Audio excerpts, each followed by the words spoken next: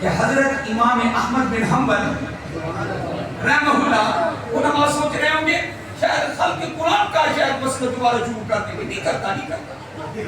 ہاں وہ آپ نے کئی مرتبہ پڑھا ہے سنا ہے. میں حضرت کا ایک دوسرا واقعہ عرض کر رہا ہوں.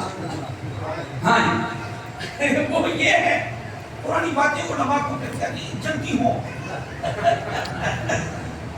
عرض کر رہا ہوں سنو توجہ فرمائیں. امام احمد بن حنبل رحمہ اللہ ان کی زیارت کے لیے لوگ دعائیں کیا کرتے. ان کی زیارت کے لیے حضرت فرماتے ہیں بغداد کے دیہات میں چلا گیا. یہ بات کیسی ان کی بات اصل میں بعد میں بیان کروں گا. حضرت فرماتے ہیں میں رات کو چلا گیا. میں نے سمجھا یہاں کوئی مجھے جاننے والا نہیں ہے. رات کو میں اللہ اللہ کروں گا. جو میں نے لکھنا ہے پڑھنا ہے وہ یہی مسجد میں کرتا رہوں گا. صبح میں نماز پڑھ کے پھر چلا جاؤں گا. میں نے یہی سوچا کہ اس دیہات میں مجھے کوئی جاننے والا نہیں ہے اور کوئی ملنے نہیں آئے گا تو میرا سارا وقت کام لگ جائے گا. حضرت فرماتے ہیں کہ نماز عشاء کے انتظار میں بیٹھے تھے. میں کیا دیکھتا ہوں مصلی پہ جو امام صاحب نماز پڑھانے کے لیے وہ میرے شاگرد تھے. یہ کیا ہو گیا؟ میں تو چاہتا تھا کہ کسی کو پتہ ہی نہ چلے. یہ کیا ہو گیا؟ کہتے میں نے اس کو بتایا نہیں کہ میں کہاں آیا ہوں.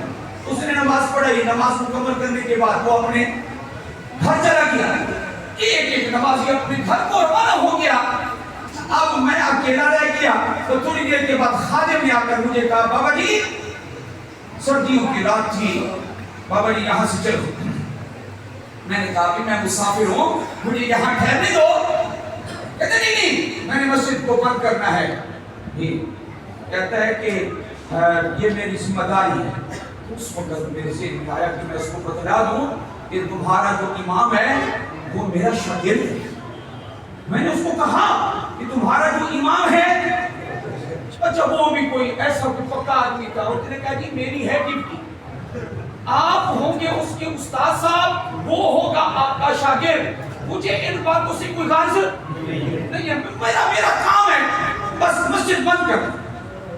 فرماتے ہیں میرے ساتھ سختی ہو رہی تھی. پوری زندگی میں ایسی سختی ایسا رویہ کبھی نہیں ہوا. یہ کیا ہو رہا ہے؟ کہتے میں باہر آ گیا. اس نے اندر کا حال بند کیا. شہر میں آیا. کہتے یہاں سے نکل جاؤ چلے جاؤ. ایسی پر جاؤ جاؤ بابا جی جاؤ بس باہر تو بیٹھ دھکے دے. جاؤ جاؤ جاؤ جاؤ جاؤ. پریشانی تھی کیا وجہ ہے آج میرے ساتھ کیا ہو رہا ہے. تو حضرت رحمۃ اللہ علیہ فرماتے ہیں اس نے مجھے باہر نکال دیا اور باہر کا مین گیٹ الباب الکبیر مقفل کرتے ہوئے وہ گھر چلے. میں گلی میں کھڑا اور رات اور آدمی بوڑھا ہے اور جاننے والا کوئی نہیں ہے. رات ہو گئی لوگ اپنے گھروں میں سو گئے. اب ہمارا یہ امام دیکھو مانگتا کس سے ہے. یہ کس سے مانگتا ہے؟ یہ کہتا ہے میرے پروردگار سردی ہے بوڑھا ہوں اے میرے پروردگار کوئی چھت عطا فرما رات میں سکون سے گزار سکوں. مانگا تو کس سے مانگا؟ اللہ سے مانگا. اے میرے پروردگار مجھے کوئی چھت دے میں بچ جاؤں سردی نہ لگے. تو اب سنیے یہ اوپر دوسری طرف یہ گلی ہے سڑک ہے. دوسری جانب میں ایک سیڑھی اوپر جا رہی تھی سیڑھیاں اوپر اور ایک چوبارہ تھا غرفہ تھا. اس کی ایک کھڑکی کھلی تھی وہاں ایک آدمی رہتا تھا.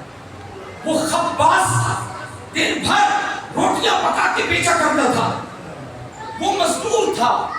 اس نے دیکھا تو آواز دی اور کہا کہ بوڑھا آدمی ہے اور جھکڑ رہا ہے. اس نے کہا بوڑھے اوپر آ جا سردی ہے مارنا چاہیے. اللہ نے دعا کو کس کی دعا کو قبول فرمایا. حضرت اوپر چلے گئے اور کہا یہاں سو جا صبح جو ہے ہماری ہوگی تو اپنے چلا جانا اپنے گھر چلا جانا سو جا میرے پاس تو یہی جگہ ہے.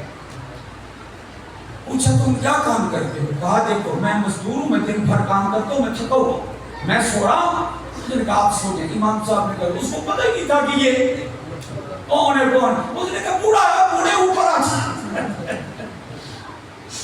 اے اللہ کیا کیا اللہ کے راز ہے کیا ہم کبھی کہہ سکتے ہیں امام احمد بن حنبل کو؟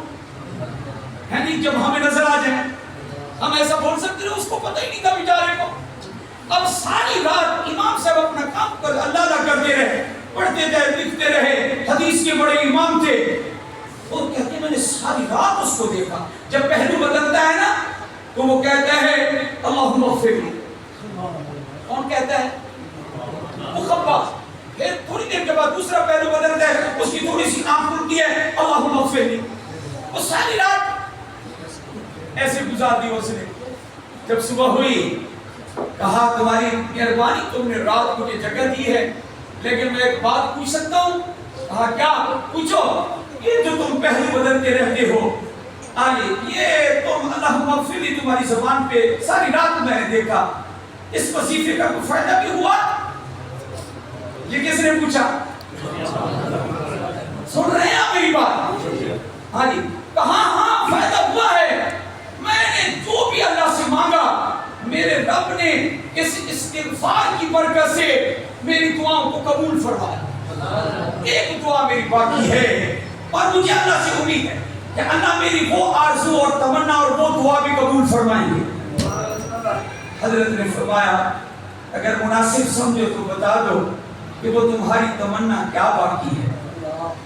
حضرت نے یہ فرمایا. اس نے کہا میں سارا دن کام کرتا ہوں, تھکا ہوا ہوں, بغداد شہر جا نہیں سکتا, سفر نہیں کر سکتا, اور میں نے سنا ہے میرے نبی کی حدیث کا ایک بڑا عالم ہے, میرے پاک نبی کی حدیثوں کا بڑا عالم ہے, اس کا نام احمد بن حنبل ہے. لوگ جاتے ہیں زیارت کرتے ہیں, میں جا نہیں سکتا, مزدور آدمی ہوں, میں رب سے کہتا رہتا ہوں میرے پروردگار کیا میں بھی احمد کو دیکھوں, اس کو میں دیکھوں گا, احمد کو, امام احمد کی زیارت مجھے بھی ہو جائے. تو یہ میری ایک آرزو باقی رہ گئی. ہر دعا قبول ہو چکی ہے, ہر تمنا میری پوری ہو چکی ہے, لیکن جا نہیں سکتا بندہ. اس وقت امام احمد بن حنبل رحمہ اللہ نے جو کچھ کہا وہ سماعت فرمائیں گے آپ. حضرت امام احمد بن حنبل نے فرمایا انا احمد بن حنبل, میں کون ہوں؟ امام احمد بن حنبل. لے اجل استغفار کا, کسی کو سمجھ آیا؟ لے اجل, تیرے استغفار کی وجہ سے, تیرے اللہم اغفر لی کہنے کی وجہ سے, رب اغفر لی کہنے کی وجہ سے, لے اجل استغفار کا جریر تو کھینچ کے لایا گیا ہوں, ہاں کھینچ کے لایا گیا ہوں, دھکے دے دے کے مجھے پہنچایا الیکا, الیکا تیری طرح. اور آگے کہا جریر تو الیکا جرن شدیدا, جریر تو الیکا جرن شدیدا. کوئی تھوڑا بہت مجھے دھکے نہیں دیے گئے, جا ادھر جا ادھر جا ادھر جا. تیرے استغفار نے مغناطیسی کشش پیدا کر کے مجھے تیرے پاس پہنچا پہنچا. اور جو تیری تمنا اور آرزو تھی اور اب تعالیٰ نے پوری فرما دی.